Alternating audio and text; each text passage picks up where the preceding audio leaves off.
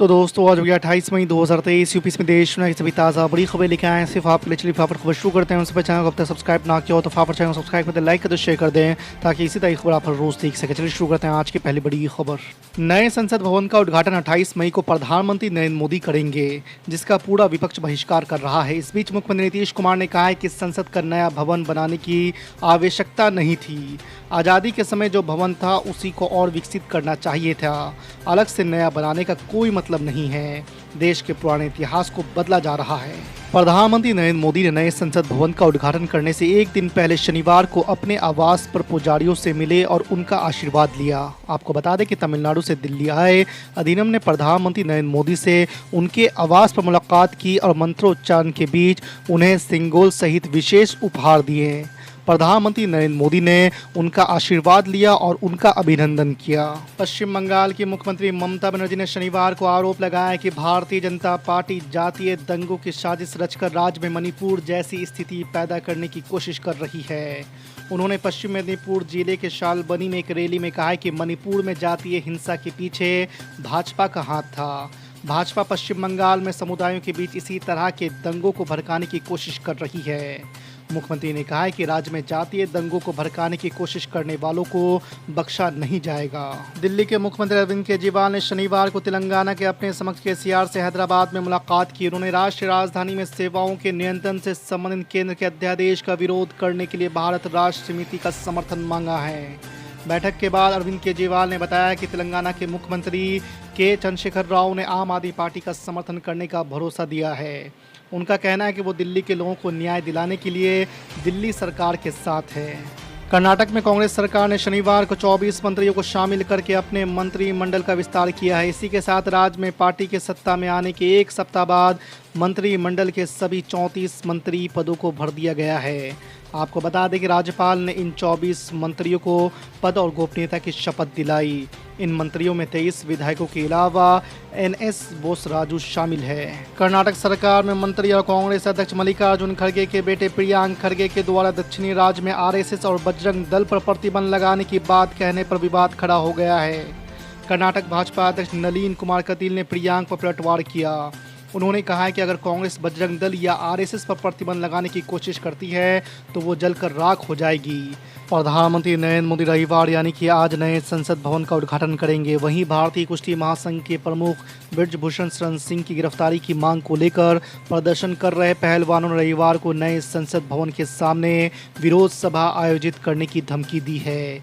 इतना ही नहीं, करीब 20 विपक्षी दलों ने उद्घाटन समारोह का भी बहिष्कार करने का ऐलान किया है। मामले की गंभीरता को देखते हुए लुटियंस दिल्ली में सुरक्षा बढ़ा दी गई है। दिल्ली में हुई नीति आयोग की बैठक में बिहार के मुख्यमंत्री नीतीश कुमार के शामिल न होने पर राजनीति तेज हो गई है। बीजेपी ने नीतीश सरकार पर हमला बोला। बीजेपी सांसद और पूर्व उप मुख्यमंत्री सुशील कुमार मोदी ने कहा कि नीति आयोग की बैठक में 2047 के विकसित भारत के रोड मैप पर चर्चा होनी थी। मुख्यमंत्री बताएं कि क्या इस विमर्श से बिहार को बाहर रहना चाहिए। नए संसद भवन के उद्घाटन से एक दिन पहले शनिवार को असदुद्दीन ओवैसी की पार्टी ऑल इंडिया मजलिस इत्तेहादुल मुस्लिमीन ने बड़ा फैसला किया है। उनका कहना है कि लोकसभा स्पीकर ओम बिरला से नए भवन का उद्घाटन कराया जाए। अगर स्पीकर भवन का उद्घाटन करते हैं तो एमआईएम कार्यक्रम में भाग लेगी। केंद्र की मोदी सरकार में इसी हफ्ते हुए मामूली बदलाव के बाद अब यूपी की योगी सरकार में कई फेरबदल की तैयारी हो रही है।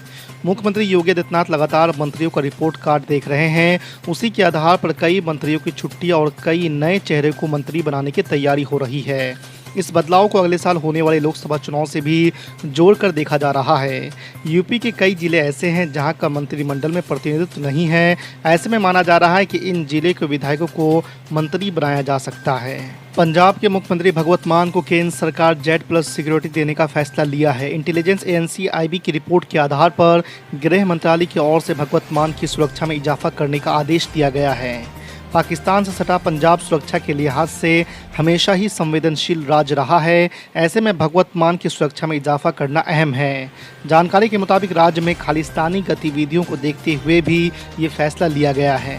दिल्ली के मुख्यमंत्री अरविंद केजरीवाल ने कहा है कि अगर सभी गैर बीजेपी दल एक साथ आ जाएं तो दिल्ली में सेवाओं पर नियंत्रण से संबंधित केंद्र सरकार के अध्यादेश पर लाए जाने वाले विधेयक को राज्यसभा में पारित होने से रोका जा सकता है। आम आदमी पार्टी के राष्ट्रीय संयोजक अरविंद केजरीवाल राष्ट्रवादी कांग्रेस पार्टी के प्रमुख शरद पवार से मिलने के बाद संवाददाता सम्मेलन को संबोधित कर रहे थे। शरद पवार ने अध्यादेश के खिलाफ आम आदमी पार्टी की लड़ाई में केजरीवाल को समर्थन का आश्वासन दिया है। समाजवादी पार्टी के राष्ट्रीय अध्यक्ष अखिलेश यादव ने कहा है कि यूपी में गुंडे और अपराधियों के हौसले बुलंद है। फर्जी एनकाउंटर वाली सरकार को बताना चाहिए कि तमंचे की आपूर्ति कहां से हो रही है। अब तो मुख्यमंत्री के आवास के पास भी गोलीबारी की घटनाएं हो रही है। अखिलेश यादव ने यूपी की कानून व्यवस्था पर सवाल उठाते हुए कहा है कि जब राजधानी लखनऊ में अपराधी बेखौफ होकर घटनाओं को अंजाम दे रहे हैं तो प्रदेश के अन्य जिलों में क्या स्थिति होगी, इसका सहज अनुमान लगाया जा सकता है।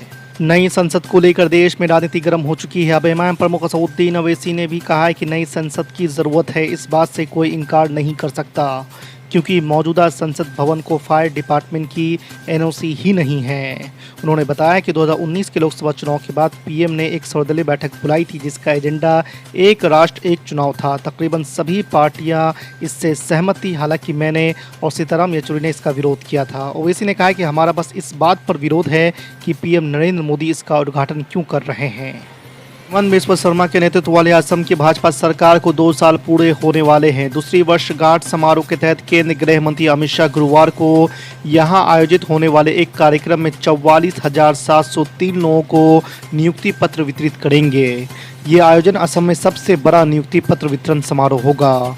आपको बता दें कि 2021 के विधानसभा चुनाव से पहले भाजपा ने सत्ता में आने पर राज्य के युवाओं को 1 लाख नौकरियां प्रदान करने का वादा किया था।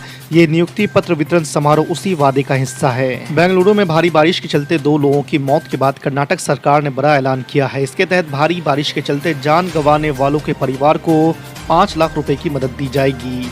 वहीं मानसून को देखते हुए भी मुख्यमंत्री ने तैयारियां भी शुरू कर दी। आपको बता दें कि मुख्यमंत्री सिद्धारमैया ने मंगलवार को कर्नाटक के सभी जिला कमिश्नर के साथ वीडियो कॉन्फ्रेंसिंग की। 2,000 रुपए के नोट जमा करने या बदलने के पहले दिन यानी 23 मई को बैंकों में ज़्यादा भीड़ नहीं थी। हालांकि कुछ निजी बैंकों ने इसके लिए आईडी प्रूफ पर जोर दिया। बैंक अधिकारियों ने कहा है कि पहले दिन आए ज़्यादातर ग्राहकों के पास 2,000 रुपए के कुछ ही नोट थे।